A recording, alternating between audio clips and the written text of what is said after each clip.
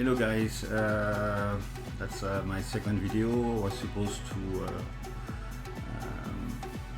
tell you about why we building this channel, but I had another idea in the meantime. I thought we could do a coffee break from time to time.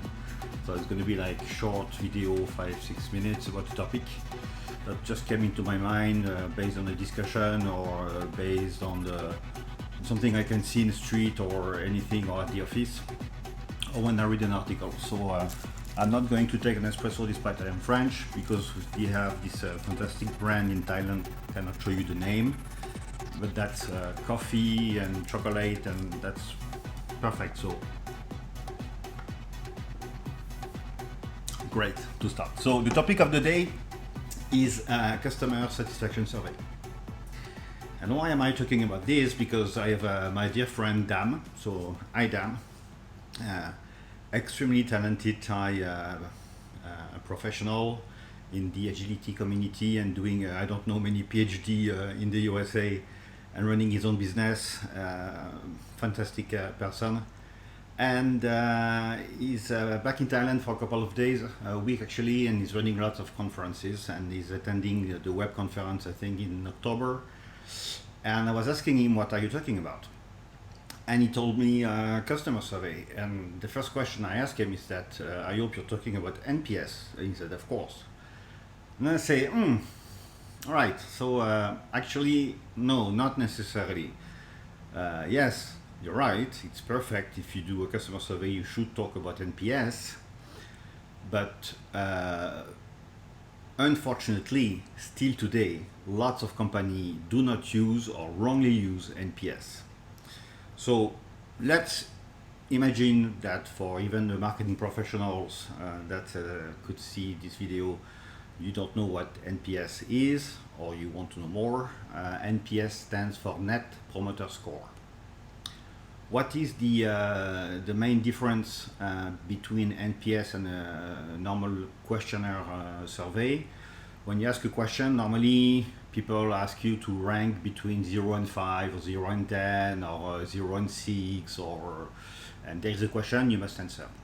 So the main difference with NPS and why NPS existed or exists today, why it was created, because NPS reflects the reality. You must understand that when you ask questions to people, are you satisfied, are you happy, most of people lie. Well, it's not that they lie, it's that they never go into the extreme usually, right? So if you have to do a poll among many people and try with your friends, you will see that you will always have an average of 4 or 5 if you ask a question between 0 and 10, which means people don't dare putting 0 and 1 unless they had a terrible experience, and they don't, or they're never that satisfied with an experience to put a 10, or they had a fantastic experience. So NPS was created to balance that. Instead of taking all the notes from the poll from 0 to 10 and do an average, actually you divide them in 3 categories. You take the detractors, so people that are against your brand, and detractors means people who will speak negatively about your brand. It's very important to understand. The passive people, so the people who will not talk about your brand at all, and what we call the promoters. Promoters are people who will actively, without marketing support, promote your brand.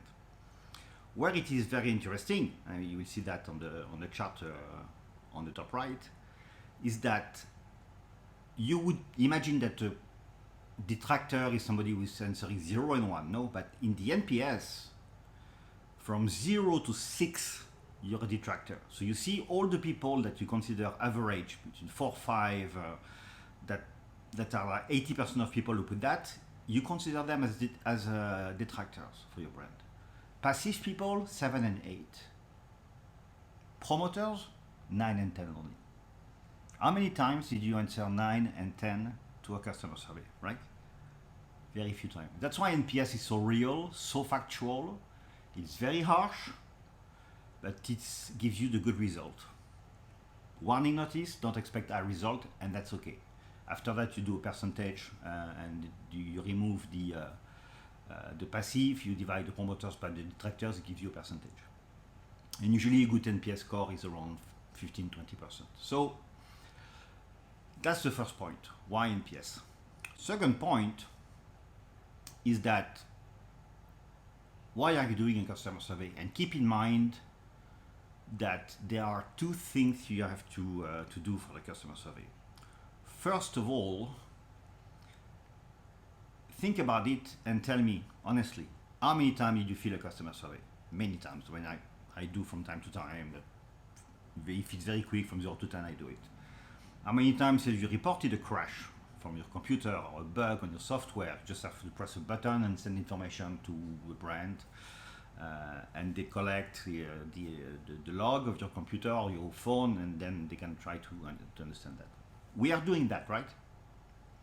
How many times have you received an answer to your survey, a feedback, or an email, or in case of a bug saying, hey, thanks for reporting this bug, we fixed it?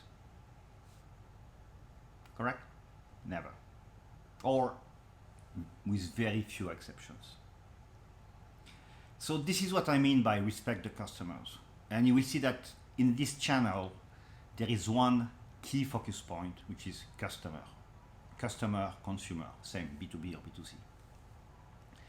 And I'm sorry, but if you, brand, ask my point of view, I take on my time to help you, because actually I don't care. It doesn't help me to put 0 or 10 on the brand. I don't get something else, right? I help you if there's a crash. So I help you as a brand. But I feel I'm talking alone to a wall. So the brand must absolutely, when you do a customer survey, there must be a feedback loop in one way or the other. When there is a bug, a crash, a report, there must be a feedback loop one way or the other. So most of the time, these surveys are anonymous, so you cannot email the person, but on the company website, you can post the results. It's okay. Don't be shy. And it's okay to have bad results. Or it's okay to say thank you for answering the poll, just an email, anything, but at least something. And most importantly, and that will be the best case scenario, you contact the people who put you 9 and 10, because you see in the NPS how important they are. And you reward them with something. And people who put 0 and 1, yeah, you try to find out what happened exactly. And this is extremely important. And it doesn't have to be personal, it could be on a website, on generic, or whatsoever. But at least to have a feedback loop. Like this as a customer, well, I feel that, yeah, you love me a little bit, right? I'm not alone.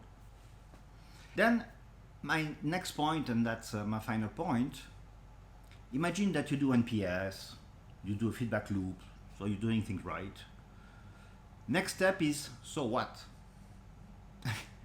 You have no idea. And we are in a digital world. Like getting data today is simple, right? You just press a button, you get tons of data. And there is a rule saying that if you get 20% of data, you need 80% of time to analyze the data. And most of the time, I mean, in agencies, in companies, we are overloaded with data, dashboard stuff, and there is no action items. So if you do a customer survey, NPS, whatever, there must be a goal. And this goal must be very clearly defined at the beginning. When you get the result, you must analyze the result. That's the first step, and you do that, of course. But there must be a follow-up on that. So what is the score? Good, bad, very good, very bad? And if it's very bad, and it's your first time or second time, or we have one very bad score, it's okay. We should not be scared of failure, of mistakes. It's okay, this is how you improve. And our role is to improve. So if you have even a bad score, or a good score, then what is the next step? How do you improve on that? So the next step after that, and I will put that on the slide as well, is that you have a result and you apply what we call the lean methodology. And the lean methodology is analyze, learn, correct, and improve. This is coming from the industry factory. And it's implemented now everywhere in the world. And that's what you should do even with metrics, especially with metrics. So you get the result, you analyze the result, then you define a new target. You must have follow up NPS, for example, in 1 month, 2 months, 3 months. And in the meantime, you improve what you think should be improved to get a better result. And step by step like this, you try to reach a goal. And you define a target and a goal to achieve. So you see, when we talk about customer survey, we think it's very simple and you can just launch a customer survey like this. Please don't. Stop doing a 10 pages survey on many things.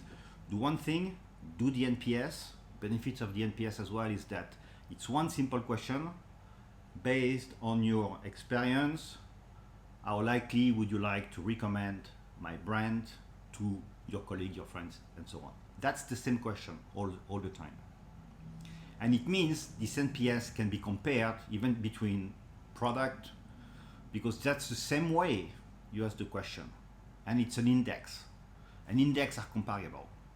So this is the benefits of the NPS. So before doing a survey, do an NPS, and after you can do a survey if you want to go in more details. Step number one. Step number two, love your customer. Engage with them, if possible. Give them the result, or thank them at bare minimum. And number three, follow up. Don't stop at the matrix. Get an action plan, define the target, define KPI, and define the deadline. Thank you. It was live recorded. I cannot put it on the YouTube yet because I'm not allowed to do live recording on YouTube yet because I don't have enough subscribers. I just started the channel, so I'm going to finish my coffee. Feels very good. Thanks for your time. We'll keep in touch. So help me, and of course like the video if you can, and follow it and subscribe to the channel. Otherwise, I never can do live YouTube. And don't forget, next episode is really about why do I do the channel, but that's going to be about the same concept. I think you got the idea, take some marketing principle and go into details. But that's for the coffee break for today. I hope you had a good time. See you next time. Bye.